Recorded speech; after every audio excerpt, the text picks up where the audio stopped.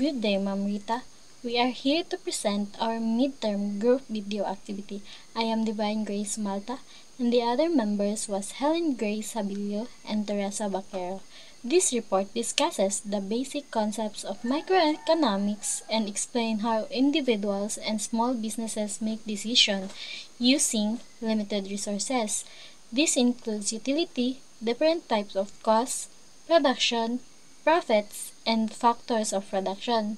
So, simple real-life examples are used to show how this concept applies to everyday business situations. So, the first one is utility and diminishing marginal utility.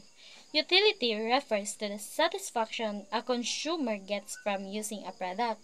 However, the law of diminishing marginal utility states that satisfaction decreases as more units of some product are consumed.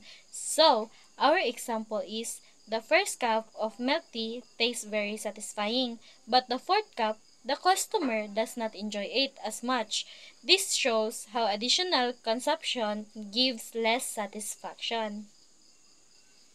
So next, businesses faces two kinds of cost, explicit and implicit cost. The explicit costs are actual payments such as rent, salaries, ingredients, and electricity, while implicit costs are the value of the owner's time, effort, or opportunities they give up to run the business. So, for the example, a milk shop pays 3,000 pesos for ingredients and 2,000 pesos for rent. These are the explicit costs. Next, the owner's time spent preparing the milk tea instead of working another job is an example of implicit cost. Fixed costs. Fixed costs are expenses that a business must pay regularly and they do not change, even if production increases or decreases. So, bisan pa og ga-produce ka og daghan or gamay, pareho ra ang amount. These costs stay constant because they are not affected by the number of products or services of the business offers, like rent for the building, insurance, salaries of permanent staff, property taxes, loan payments for equipment. And ang example ani is a bakery pays 1,000 rent every month. So the rent stays the same even if the bakery sells 0 cakes or 500 cakes. Mao na siyang dili siya gaka-change kay ang rent pa niya is 1,000, so ang ato mang kwan is fixed cost. So manang the price doesn't change, it is a fixed cost. The next is variable costs. Variable costs are expenses that change depending on how much the business produces. The more products you make, the higher the cost. Bisan unsa kadagan nimo i-produce, mosunod gid ang cost. Like what I said, the more product you make, the higher the cost. Like ingredients or raw materials, packaging, electricity used by machines, wages for hourly workers, and transportation or delivery cost. Ang example ani is, a smoothie shop needs more fruit, more sugar, and more cups. When customers order more smoothies, if they make only 5 smoothies, they use less fruit. If they make 100 smoothies, they use a lot of more fruit. So, these ingredients are variable cost because they increase with production. The next is production. Production is the process of transforming inputs, resources like materials, labor, tools, and equipment into outputs, goods or services. In other words, production is how business create products to sell to customers. Production also depends on the factors of production: land, labor, capital. When these used efficiently, a business can produce more at a lower cost. When they are used poorly, ang production becomes slow or costly. Example, a donut shop mixes flour, sugar, oil, eggs, and labor, using tools like a fryer and mixer. These inputs transform into fresh donuts that customers can buy. This step-by-step process is called production. The next is profit. Profit is the money a business earns after subtracting all expenses. It shows if the business is successful and if it is truly earning money. Profit is what a business can keep, save, reinvest, or use for expansion. To understand profit, you only need two things. First is total revenue. Number two is total cost. Total revenue is the money earned from selling products or services. Tapos, ang total cost is mo na siya ang all expenses, ang fixed plus variable cost. Ang formula is profit equals total revenue minus total cost. If the result is positive, the business earns profit. If the result is negative, means nalugi siya. Profit is important because it helps a business grow, buy better equipment, hire more workers, or open new branches. Without profit, a business cannot survive long term.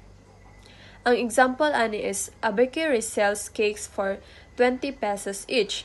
They sell 5 cakes, so ang revenue is 100. The total cost to make the cake is 70 pesos. So, atong gamiton og formula. Profit equals 100 pesos minus 70 pesos equals 30 pesos. So, the bakery keeps 30 pesos profit. Muna siya ang iyang nakuha sa iya ang gibaligya nga cakes. Factors of production. So when people create goods or offer services, they don't just magically appear. We need certain ingredients. And kana siya nga mga ingredients, mao na ang ginatawag nga factors of production. Think of them as the things that make everyday businesses and activities possible. So, land. So, sa land, meaning anything that comes from nature and help us produce something. So, a real-life situation ana is, for example, taga-adlaw, si Mang Lito walks to his small vegetable garden behind sa ihang balay. So, ang soil where he plants tomatoes, the rain that waters them, and the sunlight that helps them grow, all of that are land. So, without nature's gift, he wouldn't able to harvest anything. So, muna siyang example ana niya sa land. And then, next one is labor, meaning human effort, the work people do with their hands, mind, skills, and kanang time. So, for example, kanang bakery. So, si Ate Maria, nagamata siya every 4 a.m. to knead dough, shape the bread, and make sure everything smells warm and fresh before customers arrive. So, ang iyang skill, energy, and effort kay labor na siya. So, without her hard work, the bakery wouldn't have bread to sell. So, mo na ang iyang example sa labor. And the next one, the capital. So, meaning man-made tools, machines, and equipment that help produce goods. So, for example, inside a small printing shop, so, ang students watches as the owner, si Kuya Ben, nagamit siya og computer o big nga printer to print his school project. So, katong nga mga machines, the computer, the printer, even the scissors and stapler, muna siyang kapital. So, without that tools, si Kuya Ben wouldn't be able to run his shop. So, a combination of three. So, for example, in a little neighborhood, a cafe. So, the land is na small space they rent with sunlight coming through the windows. Then, ang labor comes from the barista who carefully prepares each cup of coffee and greets customers with a smile. So, ang capital is the espresso machine, coffee grinder, tables, and chairs. So, those are factors of production. If i-apply to siya tanan, For example, in a small online t-shirt store, so imagine you're running your own online t-shirt shop. So every design nga imong ginahimo, every shirt you print, and every order you ship involves basic ideas from microeconomics, whether you realize it or not. So, utility and diminishing marginal utility. So, ang kuan sa online t-shirt is ang utility ana is customers feel happy na get utility when they buy and wear your shirts. So the first shirt they buy might feel exciting. So the second one is still nice, but after a while, each new shirt feels a little less special. That's diminishing marginal utility in action. So, sa explicit cost sa t-shirt, these are the actual money out of your pocket cost. Buying blank shirts, printing the designs, paying for packaging, and shipping orders to customers. So, muna siya ang explicit cost sa imuhang online shirt.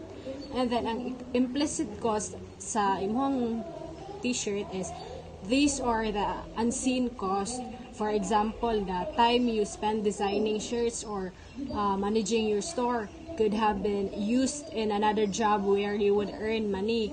So, the lost income is an implicit cost sa mga online shirt. So, ang fixed cost is some expenses stay the same to matter how many shirts you sell, like your monthly fee for the website platform. So, mga na ang fixed cost ana niya.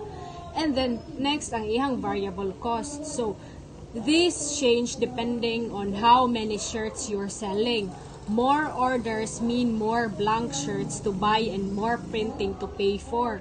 So, muna ang ihang variable cost. So, sa factors of production, so, sa pagdagan sa imong negosyo, you rely on land, not literal land, but online space like your website, hosting, or server. So, ang labor, your time and energy, or that of anyone you hire. So, ang capital, tools and equipment, for example, imong laptop, design software, and printing machine. So, production and profit, the more time and effort you put in, the more designs you create, and the more shirts you can sell. That leads to higher profit. But eventually, you might reach a point where you can't do everything by yourself anymore. So to grow, you might need to hire someone or automate certain tasks.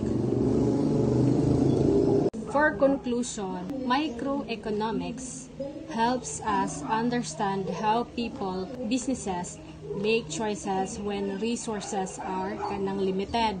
By looking at things like utility, cost, and production, we get a clearer picture of how small decisions shape the bigger economy and how we can make smarter decisions in our own ventures.